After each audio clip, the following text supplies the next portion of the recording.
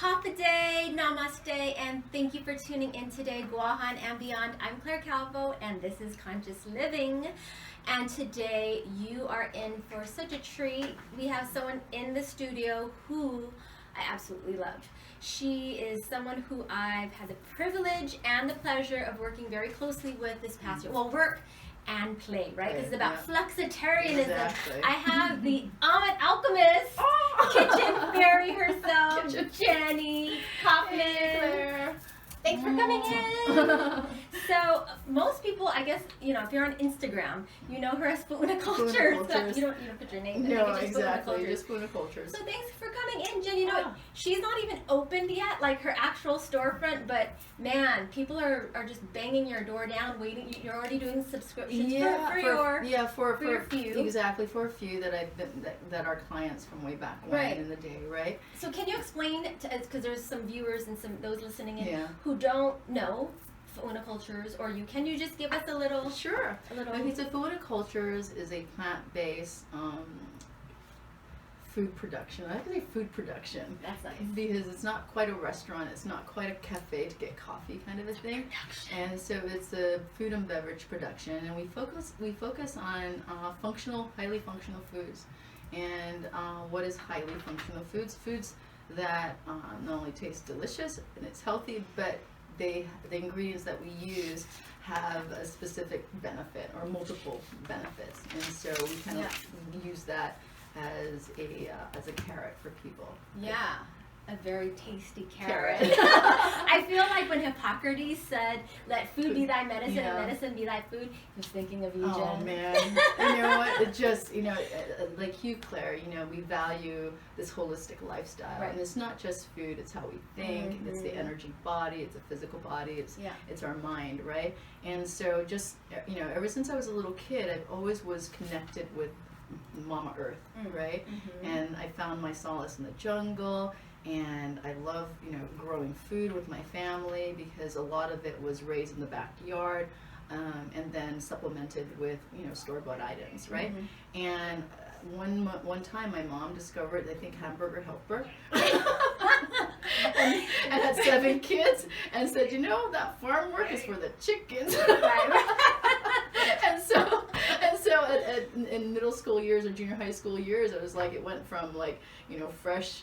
All the freshness that we can get to opening the pot and seeing goulash, and I'm like, and that was a struggle for me because at a young age I identified with fresh, tasty food, and then I went to canned food, and I'm like, holy moly, how am I going to live the rest of my life under this roof? Wow. So at a young age, you already kind of made that. Yeah, I made that connection, and I was bringing fire, and I was like maybe 5 years old, and I would bring my mom's cast iron frying pan into the jungle.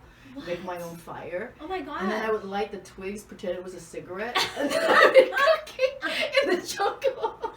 My god. Whatever, was in the house, and I bring it out, and I spent lots of time in there, and 7 kids. Right. And Talafofo, there's not a lot of places to go, so you utilize the, Mother Nature for your playground. Well, lucky for you, there wasn't that Yeah. I'm the youngest of 8, and honestly, I feel like my mom did the best she can. They all did. Yeah, they all did. Exactly. But man, we really, I'm the first to admit, I grew up on all of that spam. Really? And as a kid, I loved it. Yeah, exactly. And I think it took, I spoke in the last podcast about, it really took illness to bring me to wellness. Yeah. But you're saying earlier about how it's not just about what you're eating. Yeah. It's about, about your thoughts, about everything else connected as far as living the holistic lifestyle. And I just want to mention that your food, you could taste or you could feel energetically, and this may sound like airy-fairy to some people, but no, truly, there's science behind energy. Oh, totally. Everything is energy. Totally. And you could feel the love you pour into it. Yeah. And when we first met and I started trying some of your different meals, it reminded me when I was living in California, there's this place called Alak, and it's a plant-based, primarily raw vegan restaurant. Wow. And the chef there, he's a monk, and I believe he is, but he took a vow of silence. So he prepares all his meals, and he hasn't spoken, and that was years ago when I used to go there. He hadn't spoken in 10 years. Wow. And he, meditates as he's preparing the meals and is listening to chanting and whatnot. And then when you shared with me that you actually as well chant as you're preparing your meals, it's just, I'm like, oh my gosh. Synchronicity. It totally made sense that why I felt the same vibration from your food as from back then. And not even knowing making the connection much later when we start to get to know each other a little bit better in the whole process, right?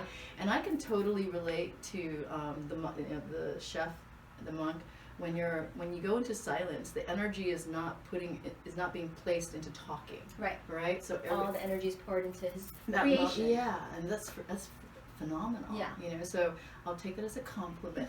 Thank you. Sure.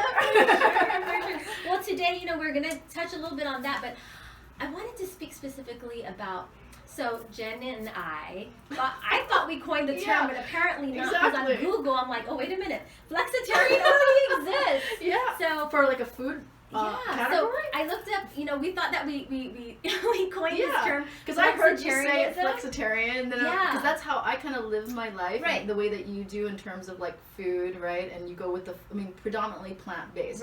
Wholeheartedly. But if there comes a situation, like I share the story, if I go up to Luta and the poor, Chamorro Manamko didn't know that I'm plant-based, and she prepared me a nice wild banadu as a guest, I'm going to honor her and definitely consume what she had prepared, and then just say a little prayer.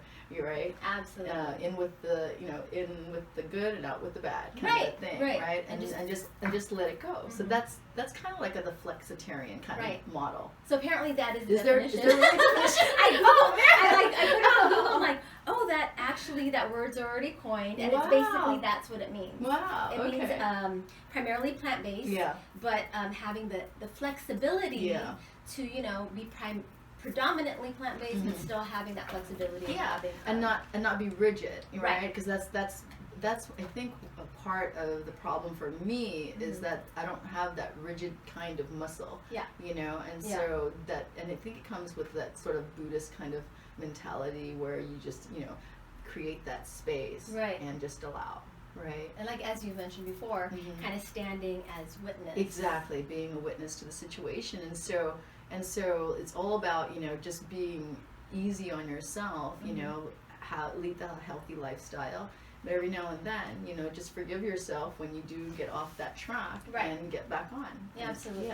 Yeah, because, we talk about rigidity, right? There was a point where I was quite rigid. Oh my goodness. Even just like, just trying to think of just how rigid I was. Like raw food.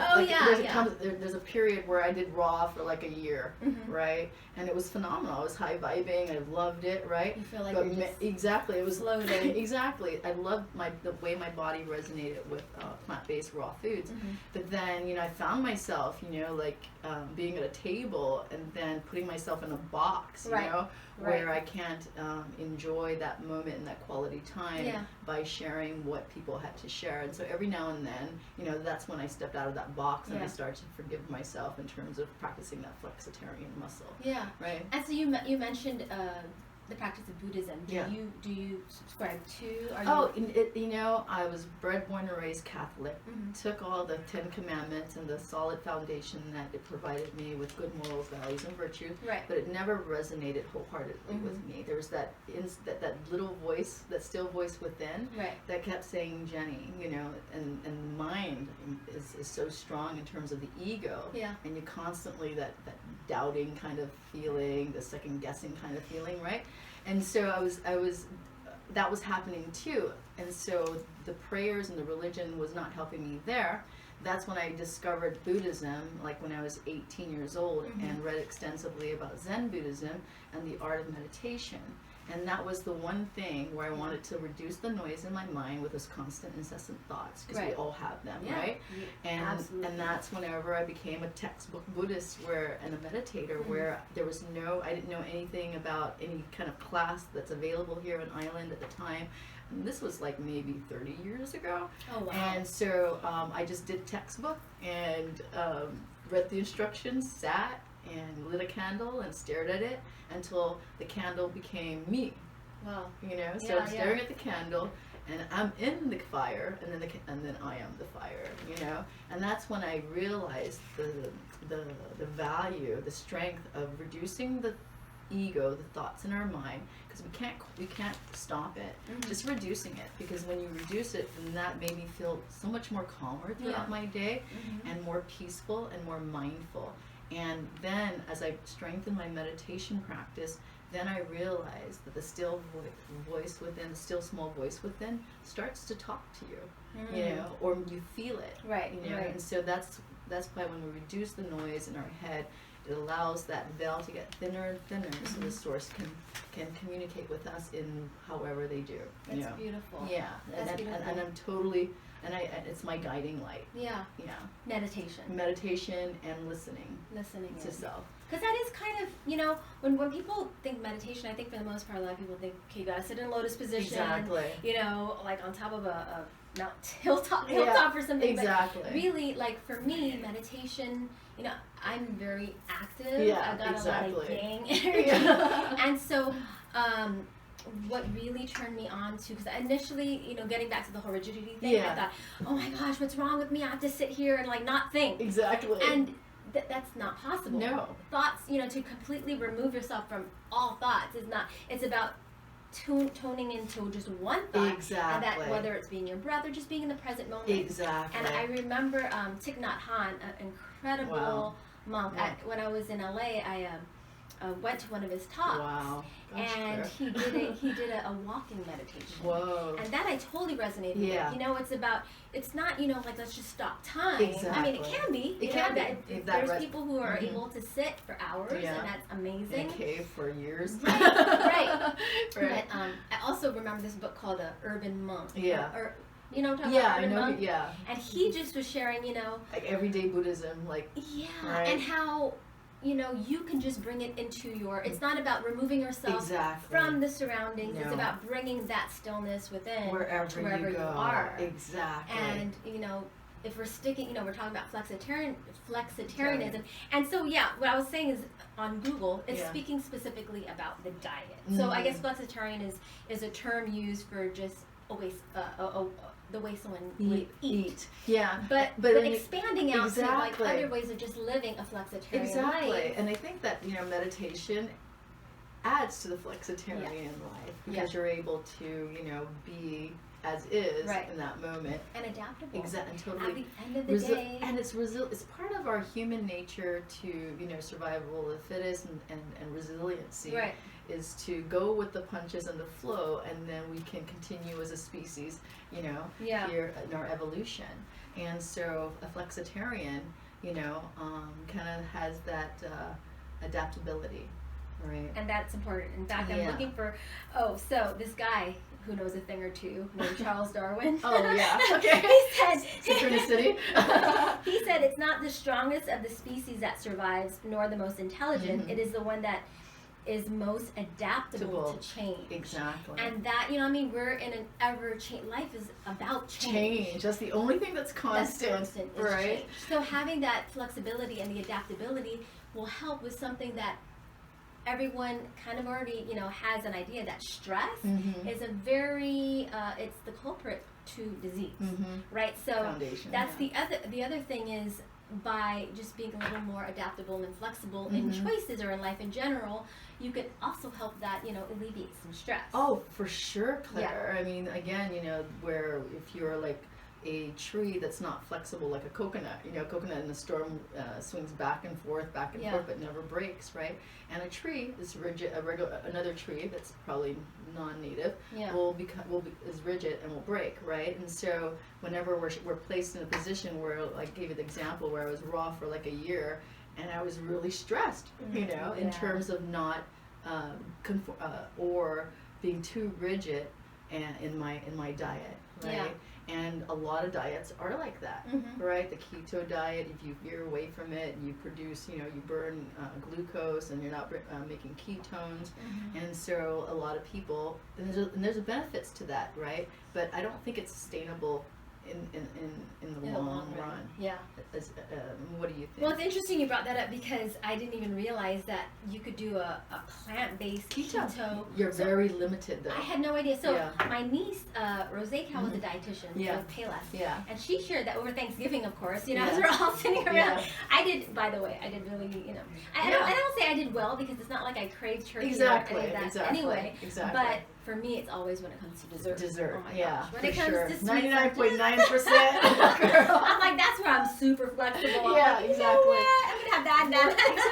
Exactly. And having a balance, right? Exactly. If you can taste but it's not Thanksgiving every day. Right. So, and you don't have to have the entire slice. No, you can have exactly. Of that. And that's what I do when I go to buffets, right? Which I hardly ever do. But when I do, and I see something there, I don't take the whole, you know, piece of dessert. Yeah. I cut it in a quarter or half. I leave the other half for somebody else. Right. You don't, and everything goes. I mean, it's going to go to waste because that's what happens. I eat only 1 or 2 bites and it goes to waste, right? Yeah. But going back to the plant-based keto, right? There is such a thing, but boy, we think keto is restrictive, right? Wait to go to plant-based keto. No. Well, I'm about to find out next week. It's even that much more restrictive, and so so you're increasing the fat to 60%, and then dividing the carbs and the protein, right? Right. Because that increase in fats is what is your body going to get. It's going to get fat adapted, and it's going to create ketones, and that's what the body uses to burn as energy instead of glucose. Right, instead of carbs. Right. And so there's just, you know, it's a wonderful diet technology for those that are like type 2. You have stored excess weight that you can't get rid of. And usually when you go through keto and you're not losing it, then the indicator is toxins. The toxins are holding on to it. And so a lot of times people plateau, right? And so they have to like start thinking about detoxification so that they can, the fat can release the stored sugars from bazillion years ago. Well, it's interesting because I didn't even realize. Because you know the toxins, a lot of the junk is stored in your fat cells. Exactly, and there's a reason for that. The body's innate capability is storing it there instead of organs. You know, and taking it away. Our bodies are so phenomenal. So it's a miracle. Miraculous. It can heal. It can totally heal its own because we have the innate capability. But the problem with that, right, Claire, is that the toxins that we've accumulated over our lifestyle, over the course of years. Overload. Exactly, it's an overload where it's stressed, it can't do very much, and can't even lose that fat because we have to take care of the toxins binding onto it. Right. And so the flexitarian lifestyle, I love it because we use it. And you said, right, Thanksgiving, get all the desserts and eat, runny nose, gluten, holy macaroni. I think that's why this is happening gluten right now. To me, majorly. Majorly. Yeah. And I discovered, because every now and then I like to eat Ichiban because that was the one processed foods that I loved as a kid.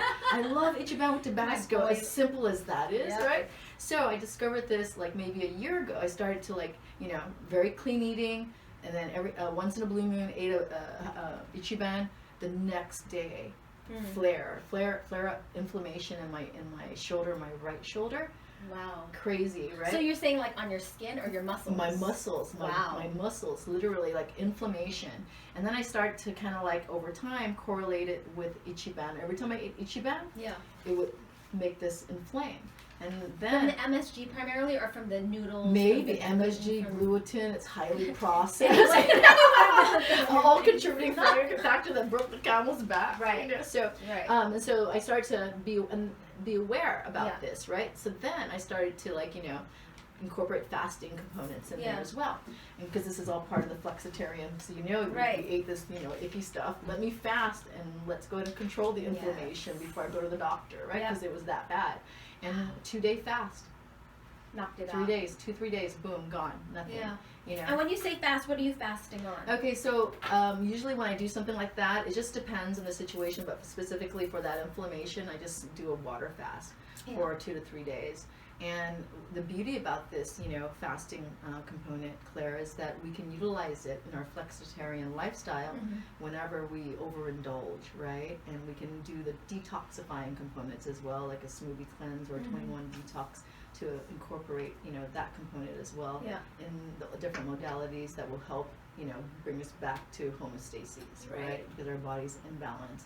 And that's the key, I think, for us flexitarians, is to know what tools to use so that our body and mind can run efficiently. and it's freaking phenomenal. Well, that's what I did the day after Thanksgiving. Yeah. I did just a 24-hour. I didn't do like a full. I just did a 1-day water fast, and I felt better. Wow. But that was last week, and I think between then and now, there's other stressors, Yeah. and not even food related. Yeah. Just stressors Just in my life. Yeah. that brought. I feel like I got rid of whatever this like head coat thing is, but it came back because I mean that's life. You can't quarantine yourself off of like germs and like bacteria and stress. And life. Exactly. Right? Yeah. And that's another thing, right, in terms of being a flexitarian and being very mindful, is identifying that life is just the way that it is, right? And that's hard. It's a hard concept for people to understand, right? Because we react to situations very easily because we're supposed to, right? And we're trained over our culture, our upbringing, to be. Whereas if we just flip it and take a look for what it is, and you can still be very have a lot of compassion and feel, but you don't necessarily have to react to the situation, and your body doesn't have to go through the physiological processes of that situation. Well, what's interesting though is that may be happening on your cognitive level, because I'll tell you, a couple of days ago, energy level? I lost. What? I thought I lost it, and I ended up finding my son's passports. My son and my passport. That was enough. Oh my goodness! And I knew that I had to get it for him, and he had a trip to leave, and then I had planned to leave a few days later. I tore my room upside down, my heart, and I just went through it for hours. I was like in a peak state. It's kind of like the fight or flight. For sure. I'm like the same. I'm able to lift everything and do everything I need where's to. everything? Yeah. And then finally, when I found his, at least, I'm like, whew.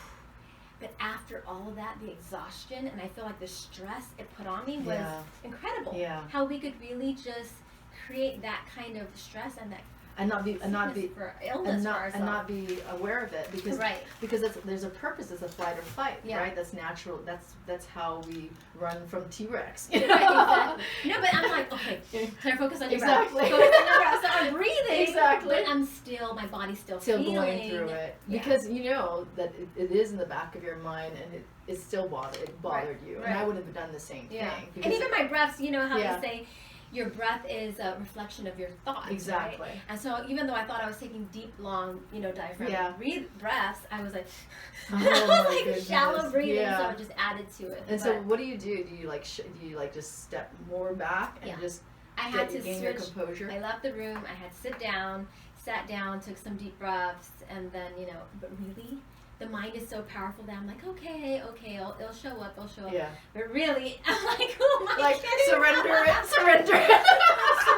But really, it's like you could do what you can, and that's part of the whole flexitarian thing. You do what you can. Exactly. And there are certain things you just gotta surrender control. Exactly. Because at the end of the day, the moment you realize you don't have control is the moment that you truly do have your internal control. Exactly. So and that's when you learn how to release it and surrender, because who knows in the grander scheme of things why that's happening. Like, maybe I wasn't supposed to go because of plane, Exactly. And if it's one thing if you're thinking that way and you put yourself in that position, right? That's different, right? But if you unintentionally are in that situation, and you get to a point where there's nothing else that you can do, you just surrender it. And that's where the visualization, where I would share with people, and I think I shared it with you, where if someone is bugging the heck out of me, and I'm being a human, and I'm a spiritual being having a human experience, right? Because we all, and that's the reason why we're here, because these experiences help us elevate in our spiritual practice, right? If that person has gotten under my skin and is really bugging the heck out of me, and I have a hard time letting it go in my head, then I would sit down and meditate and visualize that person in my mind's eye with a bright, loving, healing light in my hands onto the source's hands, saying, "Tumakat for me, take care of it. This is you." Beautiful. And you know what? 9 out of 10 times I've done that. It has always proven and helped. And then the answers come later. Beautiful. Soon after for me. Yeah, because we all have certain people that rub us the wrong way, or somebody who sure. offends us by what they say or what they do or not say or not do. Especially during the moon cycle. Oh, yeah. And really, it's having that, because we could talk about compassion. We could talk, a lot of times people are like, I'm going to pray for boy, exactly. and that's wonderful and beautiful, and exactly. I'm sure you pray for them and whatnot. But really, like, it helps to really try to understand, okay, for you to do or say something like that to me, that's, hurtful. Yeah. I can only imagine what you're going through inside. Exactly. And having that bit of compassion. Flipped it. Yeah. You flipped it. Yeah, like. Rather than going, huh? You're talking to me. Yeah. No, believe me, those days were, I used to be super just hot-headed exactly. and reactive. Yeah, like, I call it chamorro, your chest butts out. Exactly. Right? Yeah. And so, I think it comes with more experiences, more mindfulness, more knowing what kind of tools are out there to go be centered and go inward, as opposed to attacking and blaming the other person, right? Because like you said, we don't know what they've gone through in order to get to where to get out of bed. For goodness sake. So I'm in charge of I always tell people, they're in charge of their karma. I'm in charge of my own karma. Yeah. So how I respond to you is how I'm going to burn off karma that I've accumulated over lifetimes, right? Nice. And so that I'm only creating, good karma, so that whatever is there at the end. Beautiful. Yeah. And so, you said something earlier about how, going back to the whole flexitarian diet. So, like, if you go to a fiesta and you eat a certain way, but it's more important to you that you are being respectful of someone who's offering you something. Because I've been asked that before, I remember, like, when I first started doing, like, a 10 to 21 day detox, I remember being at a restaurant and someone walking by and looking down at my plate, they're like, oh, you eat that? I get those looks too. Yeah. But it's really, at the same time, you still, it's, what we eat is only a part of our life. Exactly. We don't live to eat, we eat to live. But 99.9% live to eat. Right. But now that I have a 7-year-old son, I remember people asking, like, oh, so are you going to raise him? You know? Like, even when he was a baby, of course I thought, I'm like, oh, I'm going to puree everything's going to be organic. Hello. Life takes His grandparents gave him McDonald's at like 3 years old. I'm like, that's it. It's over. He's tried French fries. It's like, he already has that addiction. So, I mean, at the same time, it's like, we want to make sure my son is my everything, right? I want to make sure that he is healthy mentally, emotionally, physically. But I'm not going to socially marginalize him. Oh, yeah. You know what I mean? I want to make sure that, because health is more, it encompasses everything. Exactly. Right? Our relationships are huge. Oh, and on that point of relationships, I wanted to talk a little bit about labels and why, that's another thing that I think it's important about being flexitarian, because I feel like whether you're saying I'm a vegan or I'm a this or I'm vegan. Already there's a label. There's already preconceived, or I'm a yogi. Yeah, exactly. And labels. Why are we going to create more? Those are walls, right? Yes. And I've heard before, and I really like this. When you define yourself, you can find yourself. Oh, wow. And it's not to say nothing's wrong. I'm proud to be tomorrow. I'm proud to be a woman. These are things that are a part of me, but it's not who I am. Exactly. All of us have the, who are you beyond the face, beyond the name. Yeah. Believe me, even that whole thing, I'm like, please do not even go there with, oh, well, you must like such and such. Exactly. So it's like the more labels. Barriers and labels we put up, we're going to have more veils layers to take off, and more disconnection. Exactly. From each other. We have enough disconnection because we're like this. And we no longer have. And so real to say, time connection. Okay, I'm vegan. Yeah. You're whatever. Yeah. You're a paleo. Yeah. So that's one thing. We could use that and be like, okay, great. I want to hear about. But 9 times out of 10. People are going to focus more on the conflict or the differences rather than our similarities. Exactly. It's like, okay, we both care about our health. Yeah. Or we both, want to eat as close to nature as possible. Rather, it's kind of like, oh, well, you don't, what do you eat? Yeah, like you eat air. grass. And, so, I'm not that highly evolved yet. to do what? To just eat grass. air, breathe air, and take in sunlight. Well, you know there are breatharians, right? Really? Have you heard about that? No. Yeah, in your rabbit hole, you found that? Yeah, I mean, Holy years ago, I schmoly. remember when I was like hardcore, just raw plant based. Yeah. There, I remember reading about this lady in Australia or New Zealand, and she literally, like a plant, would have water, sunshine, and just did a lot of like Breathing. deep breathing. Pranayama. But something happened where I think people wanted to follow along what she was doing, and I think you have to be at a certain level of consciousness, Totally. and somebody died. Oh, wow. So, I mean, that was a while ago, but I remember, look No, at breath. That's definitely, there's a lot to be said about that, because there are very enlightened beings, like in India, where Baba Ramdas, who we're both fans, his teacher, not even Neem Karoli Baba, but his teacher that taught him all that he knows, is a little So tiny. beyond It's like right below Neem Karoli Baba, Okay. right?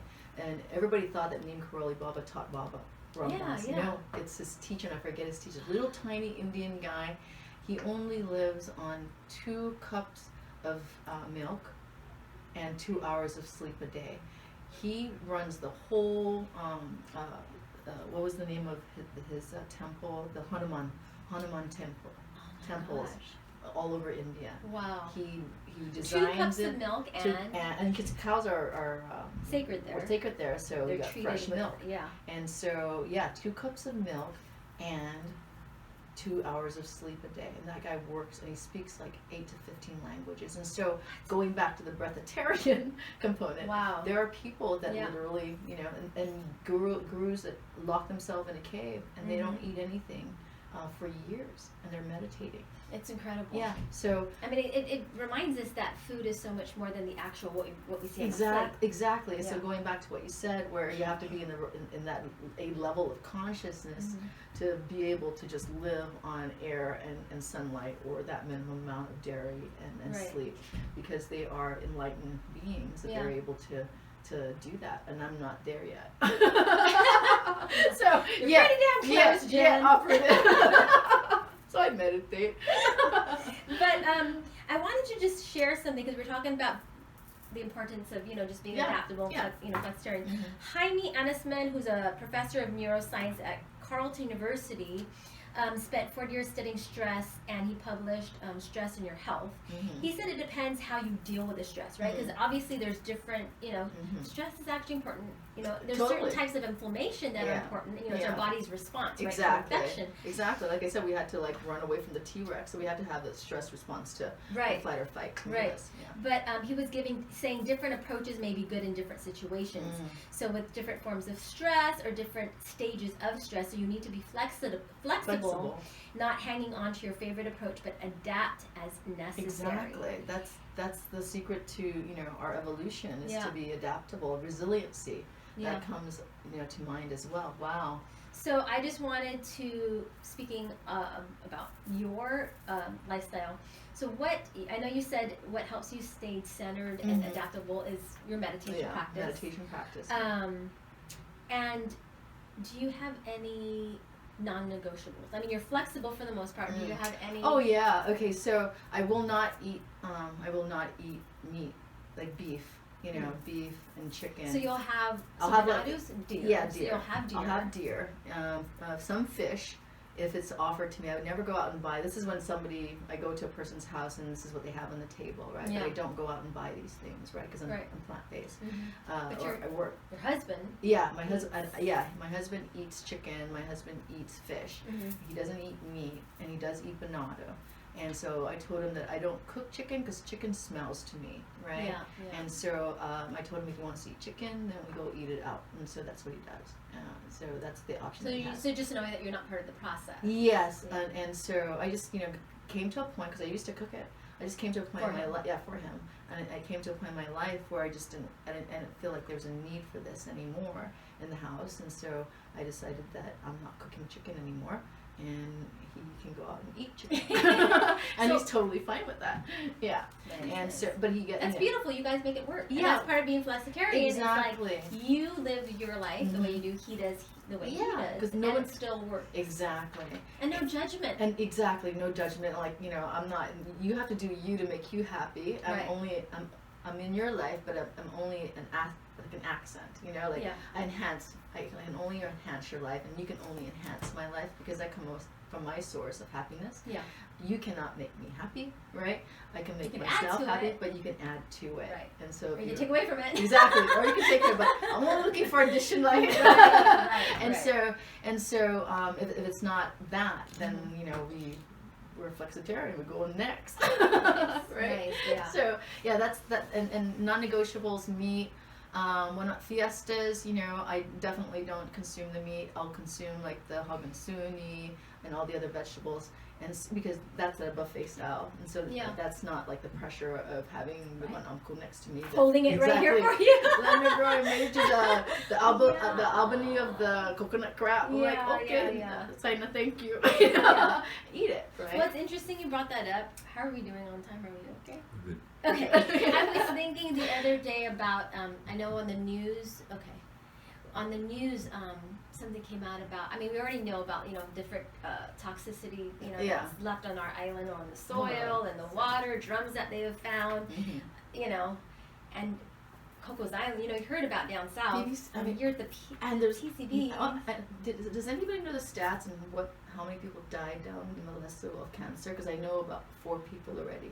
No, I know that whole, it was considered of course people don't want to talk about it, it's considered a cancer cluster in that shoreline, right? Wow, really? I believe so, as well the as, data's been accumulated. Well, it's interesting because a lot of the data that I thought, like I remember there was a time where if you go to the website to look at Superfunds on the island, half of there used to be like double digits, and now if you go on, there's like Orda Dump and like 2 others. I'm like, how did it go from like double digits to 2 or 3? It's like you would think if these places were cleaned up, we would have heard about it. Yeah, but for sure. Anyway, that's another show. But I wanted to just talk about that because when I was saying about do you have any non-negotiables, for a long time for me was fish and seafood, and the more that I read and find out, not just locally, you know, because I'm like, okay, well, I'll eat local, you know, I like to support local and want to eat local, but when you find out about what's kind of been dumped in our oceans and like even in the soil, it makes me a little kind of skeptical, like, it came to a point where even my mom's like, hey, Claire, you told me you can't have this, can't have that, what can I eat?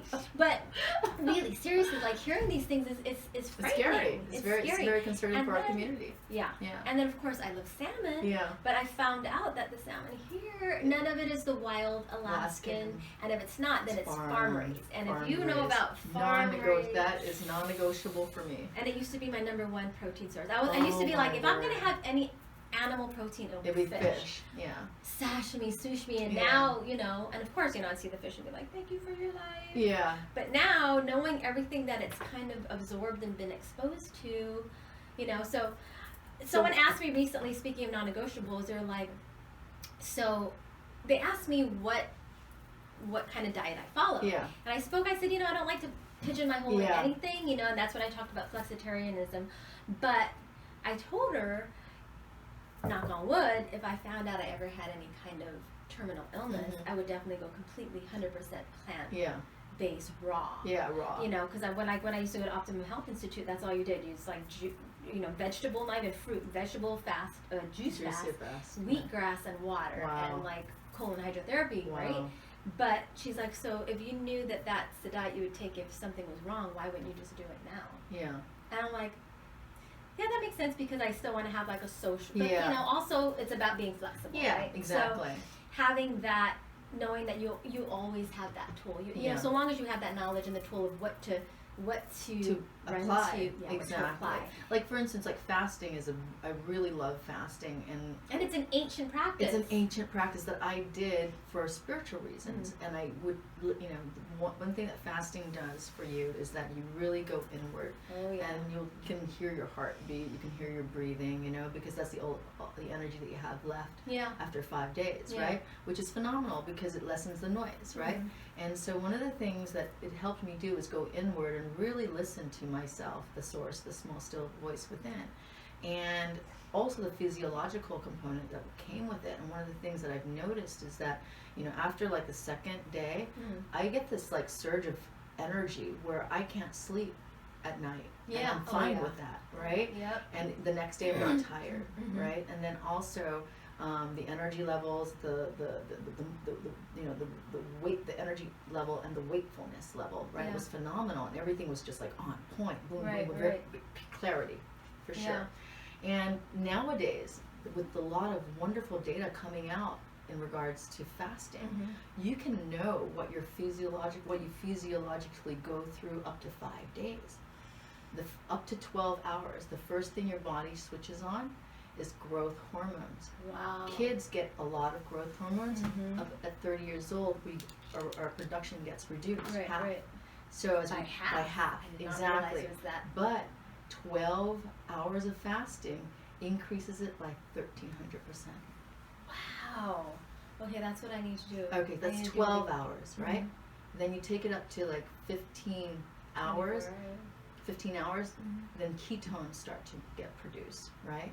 And then ketones start burning fat as energy, which is great. Then also your insulin level production is reduced because your glucose, stores are being reduced. Right. So therefore, your insulin, there's no insulin spike, which makes your cells more sensitive to insulin when you get off the fast. Great for type 2. Right? But if it's more sensitive, because I'm thinking like because like how I used to be, because I had such a very pure, strict diet, I felt like if you get a fresh, clean glass of water and you put just a little bit of dirt in it, you could really feel it. Oh yeah, because you're so clean. Right. But that's the insulin sensitivity is good for type 2 diabetes because they have excess sugar in their system. Oh, I see. Where the insulin is like the key that opens up the cell so the sugars can go in. That key doesn't work anymore. Right. So then when you fast, that key gets sensitized again and back to opening up and letting the sugars go in. So that's just 13 hour, 14, 15 hour. Yeah. And then it gets even much more amazing as you go because intestinal stem cells start to reproduce in your lining of your intestines, your colipas. And that's phenomenal for people with leaky gut. And then, this is even better, you take it up to 4 or 5 days, then stem cells to strengthen the immunity increases, and stem cell reproduction increases. That is incredible. So much so that these stem cells, or the blank cells that repair damaged tissues around your body. And that's why you can utilize these fasting component. So, wow, I got inflammation here. I'm going to go send some stem cells there, and and your body already has the intelligence to know where to go. And then autophagy, again, is another thing in that 17-hour fasting. And we all have it. It's just that as we age and lifestyle toxins, it reduces the functionality of this autophagy, where it's an organelle that detoxifies the cells and reuses the protein and cleans up the cell. And it's phenomenal. It's its own innate capability of detoxifying, right? That's incredible. And then what we do is we feed it, right, the nutrients that can run efficiently. So we're burning clean. We're not storing so much toxins, and we're not storing excess sugar. Yeah. And so it's just this Flexitarian is like a preventive approach to. It's because it's basically living your life adaptable, but having these tools in your back pocket so that if anything should arise because we ate sugar these, the night before, or gluten, the night before. Now I'm ready to go fast. Yes, girl. Because I have this like head thought, the head cold. Yeah. I know, because every time I've done it before, I've never gone more than 3 days water fasting. But I think like hearing maybe doing the 4, especially because my son's not with me for a couple of weeks. So I'm like, this would be the perfect time. That would be the perfect time for self-care for Claire and do the fasting. Yeah. Now next week I'm doing 7 days raw. Okay. Right, just strictly raw, and then fasting after. Okay, let's do it together. Okay, let's do it together. I can go on and on talking about this, so we're gonna continue this in our next podcast. But man, lots of really, talk. I love it. There's and the thing is, Well, let's come back and talk about the fasting. Yeah, later I think on that after would a post. That would be a really good discussion to have, because especially it's the holidays. Exactly. And, about being flexitarian, you want to go out there and enjoy yourself, with the parties and whatnot, and then have these tools in your back pocket to use when you're not. That's what I did after Thanksgiving. So you can be your prime self again. Everyone was Black Fridaying. Exactly. Like water fasting. Like a hangover, literally. I felt like a hangover. It was a sugar hangover. Exactly. Post Thanksgiving, and I didn't eat the next day either, and I was fine. I felt my glands pop out, and then I was fine. Yeah. And then boom. Then life. My son leaves. I'm like, and then it hits me again. So I'll be fine. I'll just water fast. Plus today I didn't even eat yet, so man, started. you are. You're way faster that wasn't planned. It wasn't planned. I was like, oh man. Except for coffee. Well, just think about it. Just think about it, Claire. Right? If you didn't do your lifestyle and these things happen and you're running, not as clean, you'd probably be a wreck. Oh yeah, I would be in bed. Say, I would be if I wasn't efficient. Taking care of the mind, body, and soul. Yeah, I'd be a wreck. But here we are, strong, vitality. I love you too. So good having you on today. Yes, you're definitely gonna see her again back. Okay, so let's do let's do it next week. 7 days of I got a crew going. Okay, so we got about 4 we're gonna get this people going, and then we're gonna do this is our pre-fasting. We're gonna take vitals. We're gonna do all this and get what aches and pains, and then compare and contrast. And then we're gonna come back and then give you the post. Results. All right, so we're signing off now. Thank you for joining us, and see you next time. I forgot that